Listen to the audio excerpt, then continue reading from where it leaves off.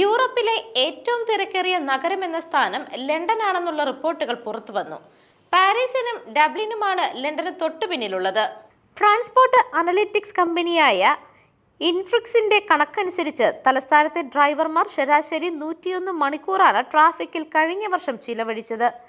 ഇത് മുൻ വർഷത്തേക്കാൾ 2% വർധനവാണ് കാണിക്കുന്നത്. ലണ്ടനിലെ തിരക്കിന് സമീപ വർഷങ്ങളിൽ സ്ഥിരമായ വർധനവ് ഉണ്ടായതായിട്ടുള്ള കണക്കുകളും പുറത്തു വന്നിട്ടുണ്ട്. 2022 97 മണിക്കൂർ ആയിരുന്നുവെങ്കിൽ 2023 അത് 99 മണിക്കൂറായി ഉയർന്നു. ലണ്ടനിലെ A40 വെസ്റ്റ് വേ UK ഏറ്റവും തിരക്കേറിയ റോഡാണെന്നാണ് നിലവിൽ വിലയിരുത്തപ്പെടുന്നത്.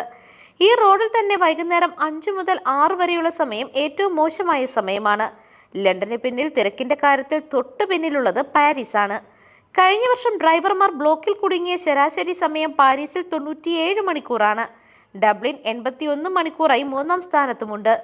വിവിധ ഉറവിടങ്ങളിൽ നിന്നുള്ള വിവരങ്ങൾ വിശകലനം ചെയ്താണ് യൂറോപ്പിലെ ഏറ്റവും തിരക്കേറിയ നഗരങ്ങൾ ഏതാണെന്നും അവിടങ്ങളിൽ ഡ്രൈവർമാർ എത്രമാത്രം റോഡിൽ കുടുങ്ങിയതിനെക്കുറിച്ചുള്ള വിവരങ്ങളും കണ്ടെത്തിയിരിക്കുന്നത്.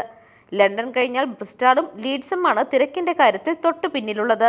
എന്നാൽ ഇവിടങ്ങളിൽ 65-60 മണിക്കൂറാണ് ഡ്രൈവർമാർ ഗതാഗത കുരുക്കിൽപ്പെട്ടത്. ഇത് ലണ്ടനുമായി താരതമ്യം ചെയ്യുമ്പോൾ വളരെ കുറവാണ്. News desk മെഗ്നവിഷൻ.